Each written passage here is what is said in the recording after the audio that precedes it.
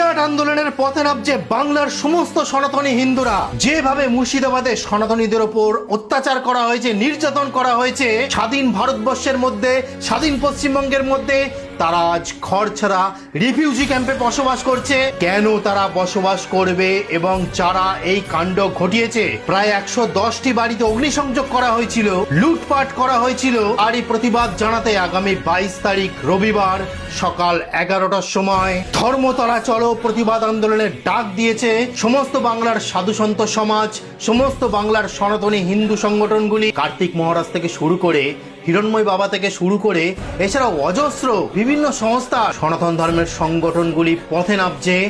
আগামী 22 তারিখ মঙ্গলবার সকাল 11টার সময় জমায়েত হবে শিয়ালদা এবং হাওড়া স্টেশন থেকে ধর্মতলা চলো ডাকে। তাই আর বাড়িতে ঘুমিয়ে থাকবেন না। যদি হিন্দুর রক্ত আপনার দেহে এক ফোঁটা থেকে থাকে, তাহলে নিজের স্বজাতির জন্য, নিজের স্বজাতির অধিকারের জন্য এবং যারা যারা এই অত্যাচার করেছে তাদের শাস্তির দাবিতে এই মহা প্রতিবাদ জনসভা মিছিলে অংশগ্রহণ করুন।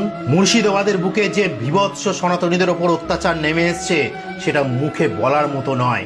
মাত্র 10 থেকে 12 দিনের সন্তানদেরকে নিয়ে মায়ের দুধ খাচ্ছে, সেই অবস্থায় তারা পালিয়ে চলে এসছে মুর্শিদাবাদ থেকে রিফিউজি ক্যাম্পে। সোনা গয়না, টাকা পয়সা, জীব জন্তু, গবাদি পশু সব লুটপাট করে নিয়েছে দুষ্কৃতীরা। তারা হাও মাও করে রাস্তায় লুটিয়ে লুটিয়ে কাঁদছে, বিচার চাইছে এবং ভাবছে সনাতনী হওয়া কি এতটাই অপরাধ? যতক্ষণ না আপনি প্রতিবাদের মশাল না জ্বালতে পারছেন ততক্ষণ অপরাধী। কারণ মহাপ্রভু শ্রী চৈতন্য আমাদের শিখিয়েছিলেন যে সংঘ শক্তি কলিও যুগে, এই কলিযুগের শক্তিই হলো সঙ্গ, একত্রিতভাবে থাকা, একসঙ্গে চলা। কোনো জায়গায় কোনো হিন্দুর ওপরে যদি কোনো আক্রমণ ওঠে তাহলে একভাবে প্রতিবাদ করা। এবং স্বামী বিবেকানন্দ আমাদের শিখিয়েছিলেন পৃথিবীর যে প্রান্তে কোনো সনাতনীদের ওপর যদি আক্রমণ হয় তাহলে প্রতিবাদ জানাতে, সিংহ গর্জনে প্রতিবাদ জানাতে। যারা সনাতনের ওপর আক্রমণ করেছে তাদের সাজা একটাই, ফাঁসি দিতে হবে। আর একটি কথা বলছি, সমস্ত রাজনৈতিক চিন্তাধারা মাথা থেকে হাটিয়ে দিন। নিজের স্বজাতিকে নিজেদেরই রক্ষা করতে হবে, সেই অঙ্গীকার নিয়েই ওঠো, তুমি জাগো।